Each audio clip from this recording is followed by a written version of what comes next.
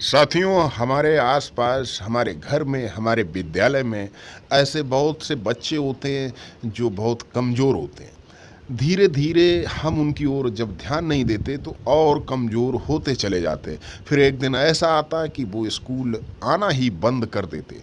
तो हमारी सरकार ने, शासन ने कोशिश की है और 3 मॉड्यूल जिसमें से एक ध्यान आकर्षण जो दिया है। तो आज चलिए जानते हैं कि आखिर ध्यान आकर्षण क्या है। अधिगम आधारित शिक्षण, ध्यान आकर्षण यानी कि ध्यान का आकर्षण किसका? शिक्षक का। और किसकी तरफ? बच्चों की तरफ। उन बच्चों की तरफ जो बच्चे अपनी कक्षा के अनुरूप निर्धारित दक्षताओं को प्राप्त करने में अक्षम रह गए, तथा जिन बच्चों के लर्निंग गैप रह गया। लर्निंग गैप क्या है? चलिए हम लर्निंग गैप को समझ लेते हैं।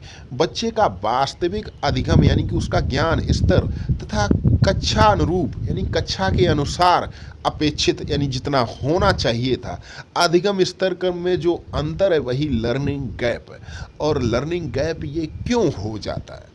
तो इसके कई कारण हैं। पहला कारण तो यही होता है कि माता पिता की शैक्षिक स्थिति, माँ बाप कम पढ़े लिखे तो अपने बच्चों पर कम ध्यान दे पाते, या फिर कलहपूर्ण पारिवारिक वातावरण, लड़ते ही रहते हैं, पति पत्नी लड़ते रहते हैं और बच्चों पर उसका प्रभाव पड़ता। और ऐसा एक साधारण नहीं, उच्च वर्ग में भी ऐसा होता है। ज्ञानेंद्रियों में आंशिक विकार, ज्ञानेंद्रियों में आंशिक विकार जैसे बच्चा ठीक से बोल नहीं पाता या सुन नहीं पाता, या फिर अध्यापकों का कठोर व्यवहार है, चुप बट, इस तरीके का व्यवहार जो होता है ये बच्चे के अंदर लर्निंग गैप पैदा कर देता है। तो इनमें प्रमुख कारण अध्यापकों का कठोर व्यवहार एवं बाल केंद्रित शिक्षण विधियों का प्रयोग ना करना, ये प्रमुख ये होता है। तो ये लर्निंग गैप हो जाता है। जबकि कुछ शिक्षक बड़े प्यार से पढ़ाते हैं बच्चों को, बिल्कुल इस तरह कि उन्हें लगता ही नहीं कि हम किसी शिक्षक के सामने हैं।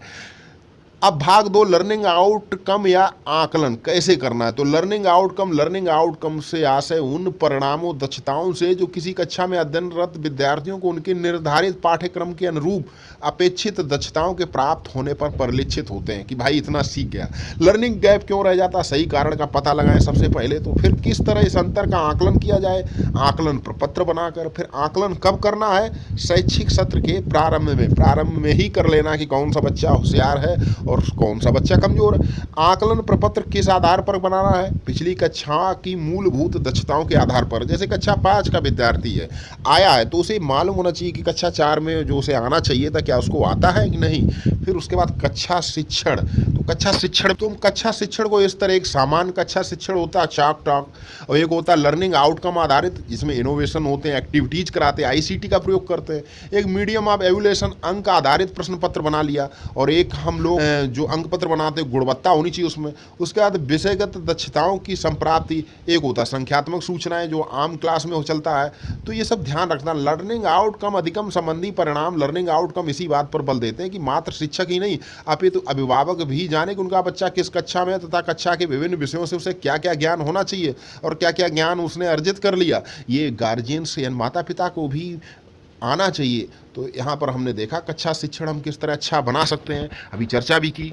तो हम उनके लिए प्रश्न पत्र बनाए, उसमें 20% ज्ञानात्मक हो, 50% बोधात्मक हो, 20% अनुप्रयोगात्मक हो और 10% तर्कात्मक हो। आरंभिक परीक्षण प्रक्रिया के दौरान क्या करना है? आरंभिक परीक्षण के पूर्व और आरंभिक परीक्षण के उपरांत क्या करना? परीक्षण प्रपत्र स्वयं बनाना है। प्रत्येक प्रश्न लर्निंग आउटकम आधारित होगा। प्रत्येक प्रश्न की उत्तर कुंजी शिक्षक पहले से ही तैयार करेंगे, बाद में कुछ नहीं होगा, पहले से ही करना है। अब प्रश्नों की संख्या 15, 3 से 5 तक 15 और 6 से 8 तक के बच्चों के लिए 25। और उसके बाद तो जिसमें जो 15 प्रश्न उसमें 10 वस्तुनिष्ठ होंगे और 5 आत्मनिष्ठ यानी कि सब्जेक्टिव होंगे। उसी तरह प्रत्येक प्रश्न 3 अंक का होगा। तो 3 से 5 तक 45 मार्क्स का और 45, और कक्षा 6 से 8 तक 75 मार्क्स का प्रश्न पत्र बनेगा। अब बात करते हैं आरंभिक परीक्षण के दौरान कक्षा के माहौल को सरल बनाएं, नकल कदापि ना हो ऐसी बैठक व्यवस्था सुनिश्चित करें। शिक्षक बच्चों की सहायता ना करें, यथास्थित परिस्थिति बोर्ड पर ना लिखें, बोर्ड पर लिखें सॉरी, या पत्रक दें। उत्तर लिखने के लिए बच्चों के पास काफ़ी अवश्य। इस तरह हम ध्यान आकर्षण के द्वारा बच्चों का अधिगम स्तर ऊंचा कर सकते हैं, उसको बढ़ा सकते हैं। और आगे कुछ तालिकाएँ दी गई हैं, इस तरह हम उनको फिलअप कर सकते हैं। पूरी तरह इसमें इंडिकेट किया गया, समझाया गया। अब प्राप्त अंकों के अनुसार आधार पर समूह निर्धारण होगा। आप देख सकते हैं, इसको पढ़ सकते हैं, इस हिसाब से आपको करना है। इस प्रकार तीनों समूह का निर्धारण हो जाएगा और उसके पश्चात 10 दिन की ध्यान आकर्षण शिविर के नाम से कक्षा चलेगी और 50 दिवसीय ध्यान आकर्षण शिविर की अवधि में समूह बी व समूह सी के विद्यार्थी जैसे जैसे लर्निंग आउटकम की संप्राप्ति करते जाएंगे, उन्हें सभी विषयों के शिक्षक अपने विषय के अगले समूह में प्रोन्नत